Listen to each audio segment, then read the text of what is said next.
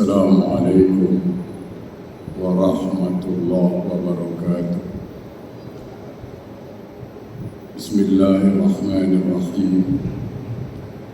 Alhamdulillahilladzi khalaqal insana fi ahsani taqwim. Asyhadu an la ilaha illallah wahdahu la syarika lah. Wa asyhadu anna sayyidana Muhammadan abduhu wa rasuluhu la nabiyya ba'dah. Allahumma salli wa sallim ala sayyidina Muhammadin wa ala alihi wa ashabihi rasulillahi ajma'in, amma ba'd. Rabbi shrah li sadri wa yassir li amri wahlul 'uqdatam min lisani yafqahu qawli. Subhanaka la ilma lana illa ma 'allamtana innaka antal alimul hakim. La haula wa la quwwata illa billahil aliyyil azim. Ilahi anta rabbi wa ridhakal matlubi. Sahabatku yang dimuliakan Allah, tidak ada kalimat yang lebih indah untuk saya mulai kajian kita malam ini selain memanjatkan rasa syukur pada Allah Subhanahu wa taala. Allah masih memanjangkan umur kita. Allah masih beri kita peluang untuk mengumpulkan amal-amal soleh kita buat bekal di akhirat nanti. Mudah-mudahan sisa-sisa umur yang Allah berikan dapatlah kita gunakan menuju jalan yang Allah ridha. Amin. Salawat dan salam Allahumma salli ala sayyidina Muhammad wa ala ali sayyidina Muhammad. Marilah sama-sama kita sanjungkan keharibaan junjungan alam Rasulullah sallallahu alaihi wasallam. Mudah-mudahan kita beserta keluarga mendapat syafaat dari beliau kelak yaumil akhir. Amin Allahumma amin. Sahabatku yang dimuliakan Allah, saya terima kasih kepada pihak Masjid Al-Islah, ahli jawatan kuasa dan pengurusinya dan bagian dakwahnya yang telah sudi menjemput saya memberikan kajian. Namun sebelumnya saya ingin menyampaikan, saya duduk di sini bukan berarti saya orang paling alim, demi Allah bukan. Bukan orang paling baik, bukan. Kita sama-sama berbagi ilmu. Andai kata baik, nanti apa yang saya sampaikan ambillah. Andai kata kurang tepat, jangan disimpan. Baik. Sahabatku yang dimuliakan Allah, saya mohon maaf juga nanti dalam penyampaian saya. Maklumlah, saya ini orang muda, ya kan? Walaupun tua umur tapi muda semangat. Takut terlalu semangat, orang lain cakap tercelupa nanti cakap. Saya mohon maaf lah. Baik. Tajuk yang diberikan pada saya kira tajuk yang cukup berat. Itu khalifah, apakah dia penjaga atau pemusnah di muka bumi ini? Baik, saya akan cuba menyampaikan tajuk ini.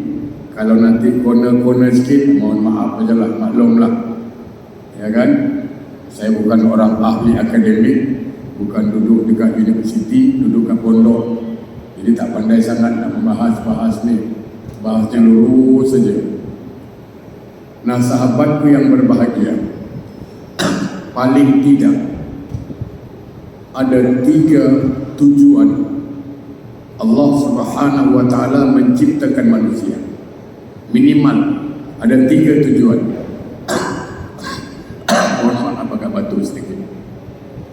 Ada 3 fungsi manusia Allah ciptakan di permukaan bumi ini. Pertama, Allah ciptakan manusia sebagai khalifah di muka bumi. Tadi ayatnya dibacakan oleh Pak Imam, oleh imam kita yang suaranya sangat merdu. Nanti kita bahas. Yang kedua, Allah ciptakan manusia untuk beribadah kepada Allah. Nah, yang ketiga, Allah ciptakan manusia untuk mengelola bumi ini, memakmurkan bumi ini. Kita cuba bahas satu persatu dalam waktu yang singkat menjelang solat Isya. Nanti kalau terlajak, nanti bagi angkat tangan, Ustaz, time habis. Senang. Ni asyik buat-buat, tak tahu time dah habis pula. Saya mulai dulu dengan firman Allah Subhanahu wa taala. Ayatnya dibacakan oleh imam kita tadi. A'udzubillahi minasyaitonir rajim. Wa iz qala rabbuka lil malaikati inni ja'ilun fil ardi khalifah. Qalu ataj'alu fiha may yufsidu fiha wa yasfiku ad-dima wa nahnu nusabbihu bihamdika wa nuqaddisu lak. Qala inni a'lamu ma la ta'lamun. Shadaqallahul azim. Bahasa ayat ini dulu. Saya maknakan dulu. Allah berfirman kepada para malaikat, apa kata Allah? Aku akan menciptakan manusia di muka bumi ini sebagai khalifah, sebagai pemimpin. Lalu malaikat, kalau nak cakap Melayunya apa itu? Kritik atau mempersoalkan kebijakan itu. Bertanya, gitulah. Ataj'alu fiha may yufsidu fiha wa yasfiku ad-dima. Untuk apa engkau ciptakan manusia itu? Mereka akan menumpahkan darah. Wa nahnu nusabbihu bihamdika wa nuqaddisu lak. Bukankah kami, kata malaikat, sudah bertasbih, mengabdi, berbuat baik kepada engkau, kurang apa lagi? Maka Allah menjawab, qala inni a'lamu ma la ta'lamun. Sungguh aku mengetahui apa yang kau tidak ketahui. Sahabatku yang berbahagia, satu ayat ini saja, kalau mampu kita mengamalkannya, mantap sudah. Pertama, perhatikan, semua kita khalifah, pemimpin. Kullukum ra'in wa kullukum mas'ulun an ra'iyati. Semua kita pemimpin dan akan ditanya tentang kepemimpinan kita. Maka perhatikan Allah. Ketika Allah Subhanahu wa taala menciptakan manusia, perhatikan betul-betul, ini pendidikan berharga.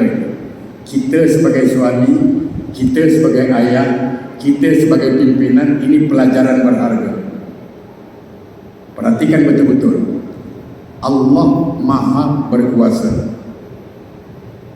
Tapi ketika menciptakan manusia, dia tidak buat dulu baru bincang. Itu perhatikan. Dia tidak, apa salahnya Allah buat dulu? Dia buat, gedebak-gedebuk, jadi malaikat dah siap, kau sujud, selesai masalah. Dia Maha berkuasa. Tapi tidak. Dia panggil malaikat dulu. Dia bagi tahu, ini namanya azaz musyawarah. Ini pendidikan mahal. Ini pelajaran paling mahal. Apapun yang akan kita lakukan ke depan, apakah menyangkut masa depan anak, masa depan bangsa, masa depan agama, masa depan masjid, apapun rencana yang akan kita lakukan azas musyawarah.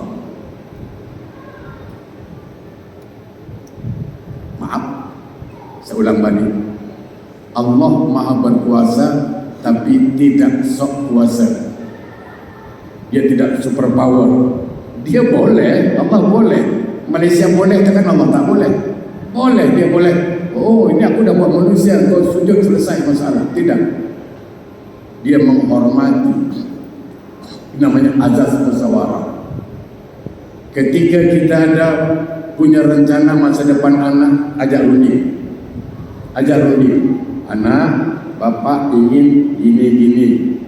Ada masalah apa rumah tangga, panggil isteri, musyawarah. Berlaku azas musyawarah. Dalam ilmu politik barangkali disebut ini ayat demokrasi. Nah, ketika Allah mengatakan, wahai malaikat, aku akan ciptakan manusia di muka bumi, macam mana pendapat kau? Dipertanyakan, bagi saya masukan, bagi saya input, bagi tanya. Jadi kalau kita merencanakan masa depan anak, jangan pendapat kita saja yang dikedepankan, tanya pendapat kau macam mana. Bagaimana pendapat kau? Macam mana pendapat engkau? Itu baru betul. Ini khalifah. Saya minta maaf, kadang-kadang kan kita tidak. Kita berkuasa, kita punya power, okey, buat. Aku tak mau tahu, pokoknya jadi. No complain. Tak baiklah macam itu. Tak boleh tanya-tanya. Tengok. Malaikat tanya, untuk apa engkau buat manusia? Tengok. Sama. Ketika ada orang mengatakan saya nak buat ini, boleh tanya tak? Buat apa? Kau jangan tanya, mana boleh. Malaikat tiba-tiba dipertanyakan rencana Allah. Tapi malaikat bukan asal bertanya, bukan asal menghujat. Ada argumen, ada alasan. Wa nahnu nusabbihu bihamdika wa nuqaddisu lak. Bukankah kami selama ini sudah mengabdi kepada Engkau? Artinya, ketika ingin kita mengomentari satu pendapat seseorang, ingin menghujat seseorang, ingin mengkritik seseorang, kita punya alasan. Jangan nanti dia begini, ini tak betul, itu tak betul. Yang betul macam mana? Itu tak tahu aku. Tak boleh begitu. Mesti ada alasan. Kau mesti ikut cakap aku. Kau mesti. Tak boleh lah Pak. Yang baik tak. Kami telah berbuat baik kepada Engkau, wahai Allah. Alasan malaikat. Nah, perhatikan Allah subhanallah, merinding bulu roma saya. Allah Maha berkuasa. Okey? Allah Maha berkuasa. Ketika malaikat mempersoalkan kebijakan dia, mempertanyakan rencana Allah, Allah marah? Tidak, Allah tidak marah. Allah boleh bilang, malaikat kau jangan macam-macam. Ini aku Allah tau. Kau banyak tanya pula lagi. Aku boleh berhentikan kau jadi malaikat? Boleh. Tidak. Artinya apa? Bahawa setiap persoalan, setiap perdebatan, setiap perbedaan, hadapilah dengan ilmu pengetahuan. Ini yang kata Allah, inni a'lamu ma la ta'lamun. Wahai malaikat, aku lebih paham dari engkau. Artinya penyelesaian semua masalah itu mesti sumbernya ilmu pengetahuan. Maka menjadi seorang khalifah mesti adalah orang yang berilmu. Kalau tidak, musnah bumi di bawah. Menjadi seorang suami mesti punya ilmu sebagai suami. Menjadi seorang ayah mesti punya ilmu sebagai seorang ayah. Jamaah yang berbahagia. Ini satu. Ya. Ini poin yang paling penting. Jadi sekali lagi jamaah yang berbahagia, tugas kita di muka bumi yang pertama sebagai khalifah, sebagai pemimpin. Maka dasarnya apa? Ilmu. Makanya awal-awal Nabi mengajarkan kita talabul ilmi faridatun ala kulli muslim wal muslimatin. Menuntut ilmu itu wajib hukumnya, baik laki-laki maupun perempuan. Ada satu masalah, ini kalau diselesaikan dengan ilmu. Ada satu orang jumpa saya minum dulu lah biar semangat sikit. Ini agak cantik dibuat sikit.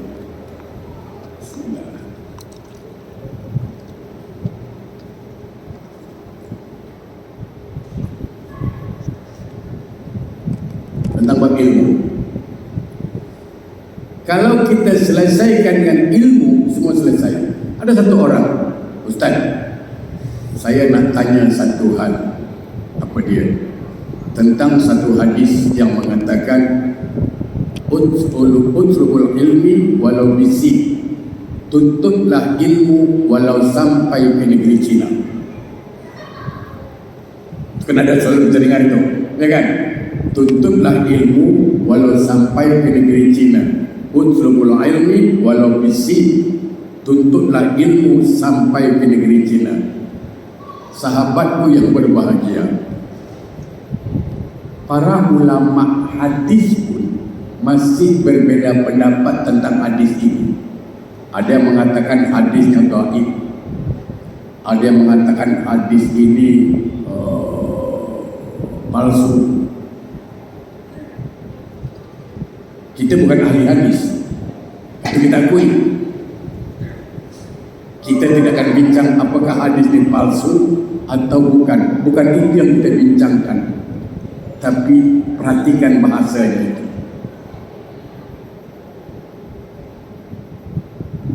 Ini dia kasih tahu saya, buat apa pergi ke China untuk ilmu? Apa ada? Dia cakap dia tanya gitu pula. Inilah kelemahan kita. Kalau kita punya ilmu, kita akan faham. Perhatikan kalimat. Ada kalimat walau di situ. Uslubul ilmi walau. Ada walau. Nah, poinnya ada pada walau. Tuntutlah ilmu walau. Ini walau itulah poinnya. Sampai ke negeri Cina. Bukan disuruh ke Cina. Sama kan? Tuan Haji datang ke rumah saya, Ji makanlah Ji. Aduh Ustaz, saya baru makan Ustaz. Saya baru makan Ustaz. Makanlah Ji walau sesuap. Saya suruh walau sesuap. Apakah sesuap betul atau spirit? Terserah. Wajib singgahlah rumah walau sekejap.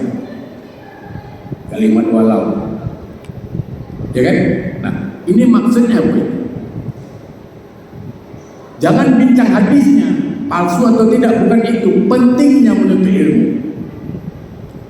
Tuntutlah ilmu walau ke negeri Cina. Kenapa? Karena jarak tempuh antara Mekah dan Cina cukup jauh. Jarak tempuh antara Cina dengan Arab itu jauh. Artinya tuntutlah ilmu sejauh manapun, tuntut. Itu makna sebenarnya. Kita bertengkar soal hadis palsu atau palsu. Akhirnya kehilangan hakikat, kehilangan ilmu kita. Ini hadis palsu atau tidak? Ini dhaif. Inti dari kalimatnya kita tak dapat. Padahal itu inti menuntut ilmu. Tuntutlah ilmu sejauh manapun, walaupun sampai ke negeri Cina. Itu maksudnya. Artinya apa? Ketika di Masjid Al-Islah ada kajian Islam, ada kajian agama, kajian tafsir Quran, kajian hadis, yang dekat sini hadir. Sedangkan jauh pun disuruh hadir, sejauh mana pun disuruh menuntut, apalagi rumah sebelah masjid. Itu maksudnya. Baik, kembali jemaah berbahagia. Jadi pertama sekali, Tujuan Allah menciptakan manusia yaitu untuk menjadi khalifah. Itu satu. Maka intinya apa? Belajar sebagai khalifah mesti faham, mesti punya ilmu. Kalau seorang khalifah tak punya ilmu, nanti bumi boleh hancur nanti. Fungsi yang kedua, saya potong saja. Tugas manusia Allah ciptakan untuk apa? Wa ma khalaqtul jinna wal insa illa liya'budun. Tidak aku ciptakan jin dan manusia kecuali hanya beribadah kepada Allah. Mungkin di sini agak lama saya bahas. Jamaah yang berbahagia, sahabatku yang dimuliakan Allah. Tugas manusia yang kedua, untuk apa Allah ciptakan? Untuk ibadah. Okey. Segala sesuatu, ini rumus, ini kaedah. Ingat betul-betul, ini rumus, ini kaedah. Segala sesuatu yang diciptakan pasti ada tujuan. Rabbana ma khalaqta hadza batila. Tidak ada yang Allah ciptakan sia-sia. Dibuat meja ini tentu ada tujuan. Ada tujuannya. Supaya sarahan, letak tempat boleh. Seandainya dibuat meja, letak benda-benda jatuh, artinya ini meja produk gagal. Produk gagal. Dibuat handphone untuk apa? Ada tujuannya. Menjauhkan orang yang jauh menjadi dekat. Boleh video call. Suami isteri di seberang laut, kita di sini, kita boleh video call. Cuman itu kadang terbalik dunia ini.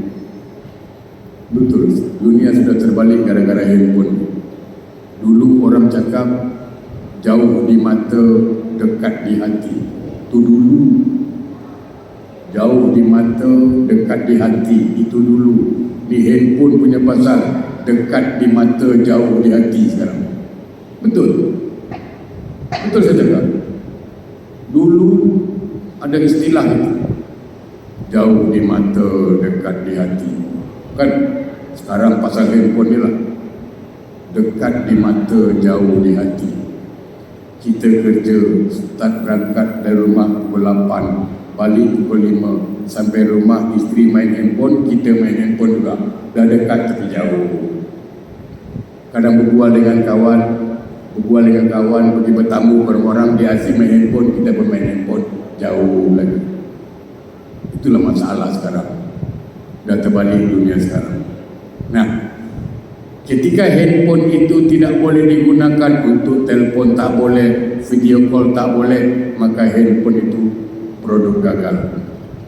Mikrofon untuk apa Allah ciptakan? Supaya saya untuk apa diciptakan mikrofon? Supaya saya cakap pelan boleh suara kuat. Jadi bagus. Kalau saya bercakap suara tak keluar, ini produk gagal. Sama.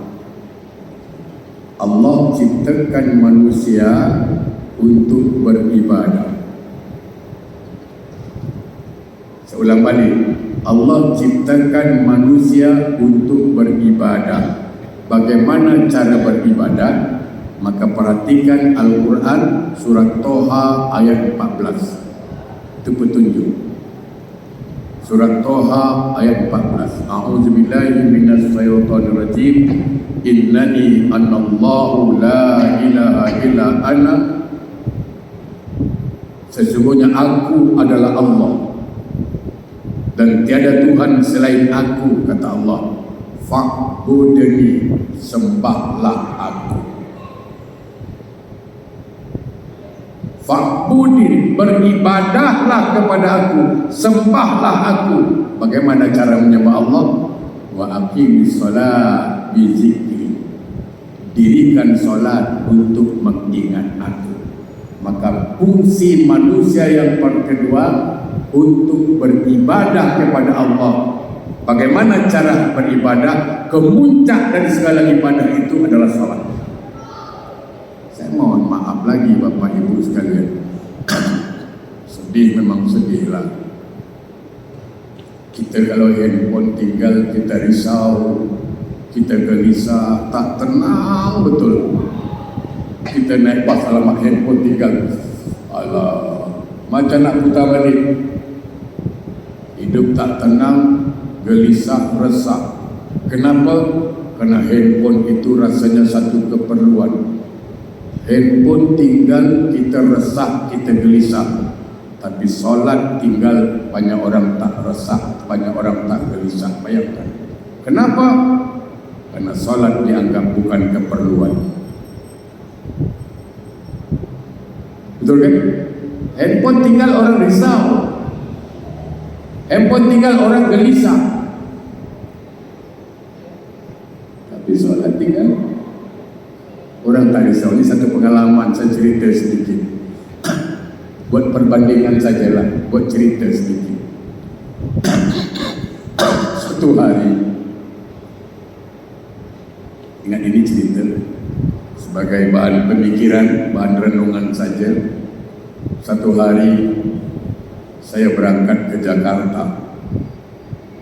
Pesawat berangkat pukul 2. Pukul 2 pesawat berangkat. Kalaulah pukul 2 pesawat berangkat, pukul berapa saya mesti sampai di airport? Jawapannya minimal pukul 1. Betul? Pukul 2 pesawat berangkat, minimal pukul 1 saya ada di airport. Allahu Akbar. Zuhur masuk pukul berapa? Pukul 1.12. Pukul berapa sampai masjid? Kadang dah azan, dah qomat, dah beri salat baru sampai. Kenapa kita pukul 1 di airport? Takut ketinggalan pesawat, betul? Tapi kenapa kita tidak takut ketinggalan salat berjemaah?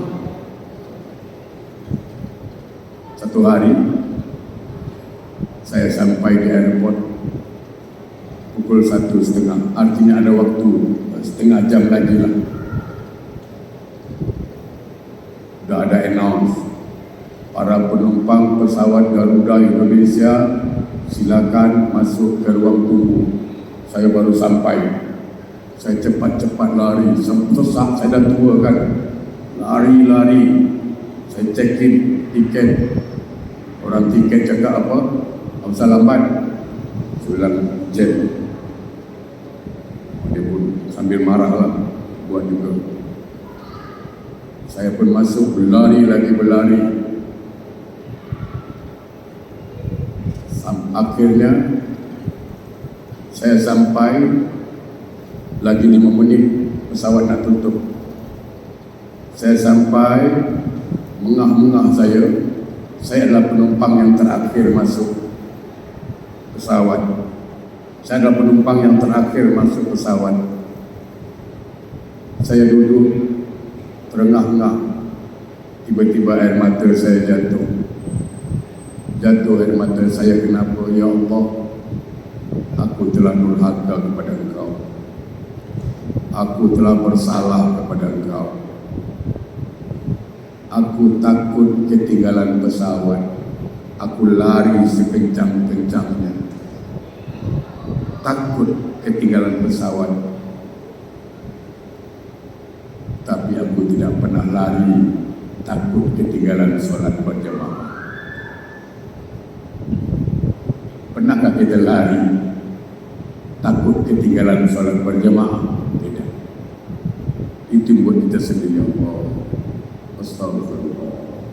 Situ kita sadar. Banyak orang takut ketinggalan pesawat, tetapi tidak takut ketinggalan solat berjemaah.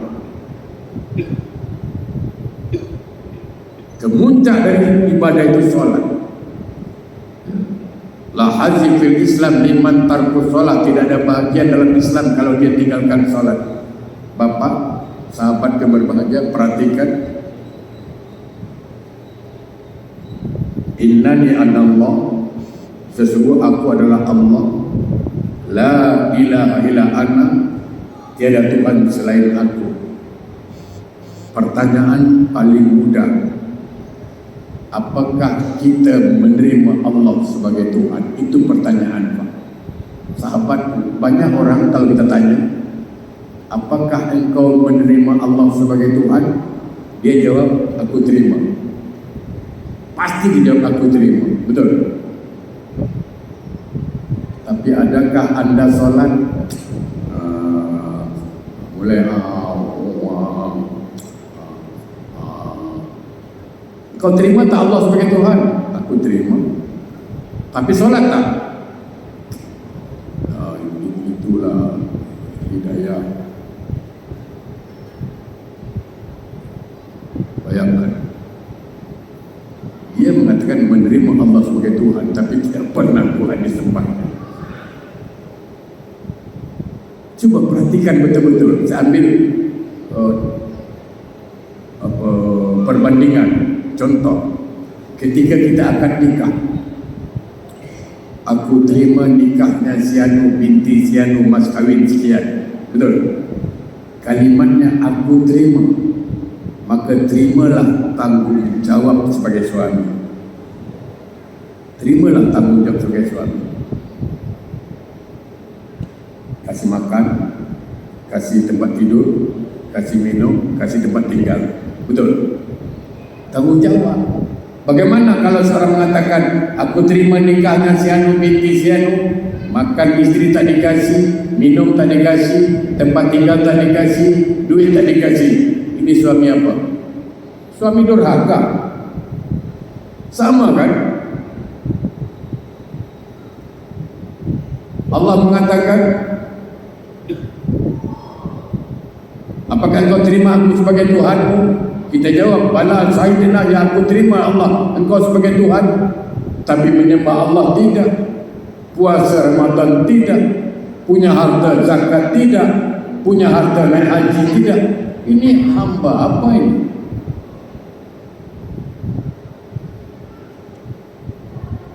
Banyak yang begitu.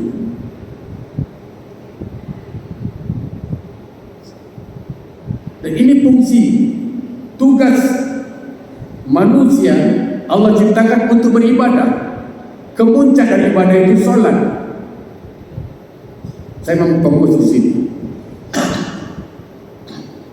As-salatu imaduddin, faman aqamaha faqad aqamadin, wa man tarakaha faqad adamadin. Salat itu tiang agama. Siapa yang mendirikan salat menegakkan tiang Islam, siapa meninggalkan salat meruntuhkan tiang Islam. Kenapa salat tiang agama? Kenapa bukan haji? Haji sekarang 25.000. Kenapa bukan haji? Karena haji bagi yang mampu. Kenapa bukan puasa tiang agama? Karena puasa bagi yang mampu. Yang sakit tak usah puasa, yang miskin tak usah naik haji. Yaumul Jum'ah hijjul fuqara, kata Nabi. Hari Jumat hajinya orang miskin. Zakat itu bagi yang mampu. Jangan bayangkan, haji bagi yang mampu, puasa bagi yang mampu, zakat bagi yang mampu. Tapi kalau solat, batas kemampuan. Tak mampu berdiri, duduk. Duduk tak mampu, balik. Wajib solat. Ketika kita mendirikan solat, seolah-olah sempurna rukun Islam yang 5. Kita tengok rahasia solat. Apa rukun Islam pertama? Syahadat. Dalam solat ada syahadat tak? Ada. Rukun asyhadu an la ilaha illallah wa asyhadu anna Muhammadar Rasulullah. Rukun Islam kedua, solat. Memang dia solat. 2 selesai. Rukun Islam ketiga apa? Zakat. Zakat mengeluarkan kewajiban 2,5% dari harta kita. Kita punya duit 10.000, maka zakatlah $25. Kalau tak salah, betul? Kalau 1.000, $25. Kalau 10.000, $250. Okey. Kalau kita solat berarti menzakatkan waktu kita kepada Allah, karena Allah pemilik mutlak waktu. Kita hanya pakai 24 jam kali 60 menit 10,000 sekian menit, bagi 2,5%, 35 menit sekian detik, bagi 5 waktu, bertemu 7 menit sekian waktu. Telah kita zakatkan waktu itu. Rukun Islam keempat, puasa. Dalam solat pun, dalam solat kita tak boleh makan dan minum, berpuasa juga. Rukun Islam yang kelima apa? Haji. Haji menghadap ke mana? Baitullah. Maka solat pun menghadap Baitullah. Ini pentingnya solat. Sahabat, saya ingin fokus tentang solat ini. Bahawa ini kita sebagai khalifah, selain sebagai khalifah, Allah ciptakan kita untuk beribadah. Apapun ibadah yang kita lakukan, kalau kita tidak solat, semua ibadah tertolak. Sebab kata Nabi dalam sebuah hadis, awalu yuhasabu 'abdun yaumal qiyamah salat. Yang pertama Allah tanya nanti di akhirat solat. Kalau solatnya diterima, yang lain diterima. Kalau solatnya ditolak, yang lain ditolak.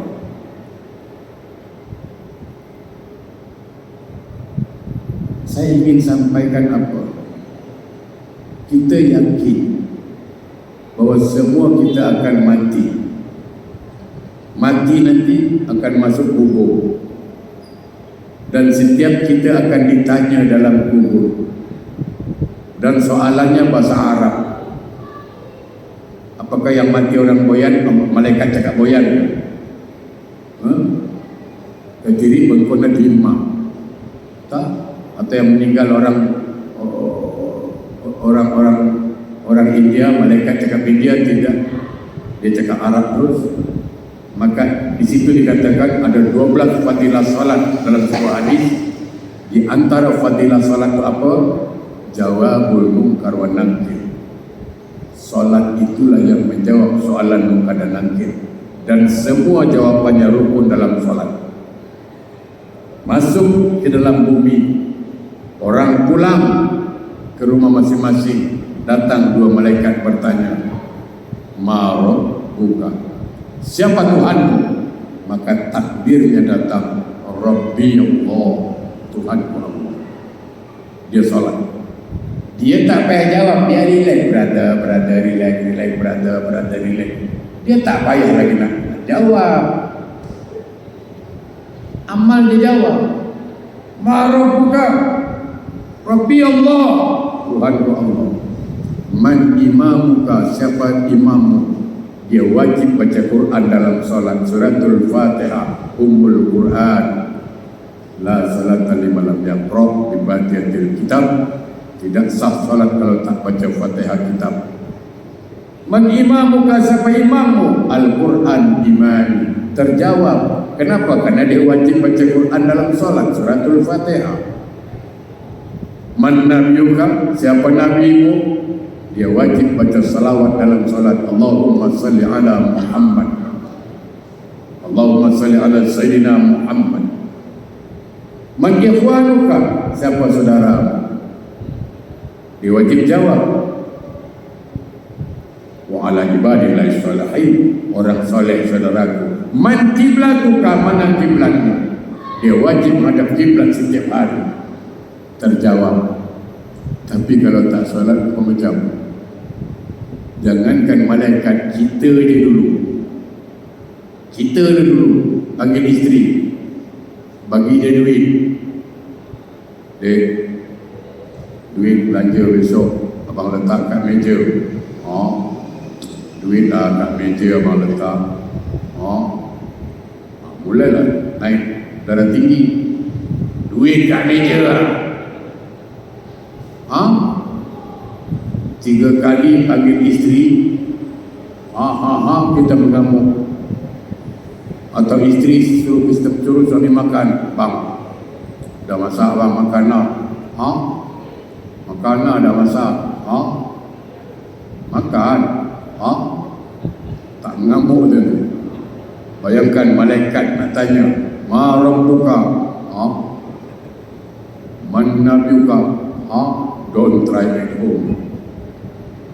Hancur dia, habis. Nah, sahabat yang berbahagia, tidak ada alasan bagi kita untuk meninggalkan solat, karena itu puncak dari ibadah. Saya ingin menjelaskan sedikit lagi. Ingat, iblis itu, saya ulang balik, iblis itu dalam surga tidak sujud pada perintah Allah. Dalam surga dia tak sujud, keluar kata Allah, keluar. Dalam surga tak sujud, keluar kata Allah. Kawan saya belum masuk surga dah tak sujud. Bila ditanya, besok di akhirat kau nak surga ke neraka? Surga lah bro, kita tak mainkan neraka. Tapi sembahyang tidak. Dia ingat bapak dia di jawatan kuasa surga. Suka-suka dia, Allahu Akbar, suka-suka dia saja. Sedangkan iblis dalam surga tak sujud, keluar. Apalagi kita belum masuk surga. Nah, tadi khutbah Jumat mengatakan apa? Ibadah itu luas maknanya. Intinya, apapun yang menyenangkan Allah, apapun yang membuat Allah ridho, itu ibadah. Maka raihlah ibadah itu sebanyak-banyaknya. Saya ingin tambahkan sedikit, saya kunci di sini. Saya kunci di sini. Camkan baik-baik apa yang saya katakan ini. Ingat baik-baik. Antara ikan dengan air laut, siapa yang perlu sekarang? Pasti yang perlu ikan. Ikan nak masuk ke laut, demi Allah tidak menambah besar air laut. Betul? Ikan tidak mau tinggal di laut, demi Allah tidak akan mengurangi besar air laut. Betul? Tapi kalau ikan sudah berani tinggalkan laut, resiko. Apa resikonya? Dibakar, direbus, diasam pedas, kedai mamak, restoran Maimunah. Itu resiko ikan yang tinggalkan laut. Sama, kita mau sembah Allah, laksana ikan masuk ke laut, demi Allah tidak akan menambah besarnya Allah. Satu dunia bilang Allahu Akbar, tidak menambah besar Allah, karena Allah Maha Besar. Semua orang tidak menyembah Allah, no problem, tidak akan mengurangi besar Allah. Tapi siapa yang tidak salat, siapa yang tidak menyembah Allah, berarti dia ikan yang tinggalkan laut. Maka siap nanti direbus, dibakar, diasam pedas di akhirat. Rujak pulang, rujak Bandung, berani buat, berani tanggung.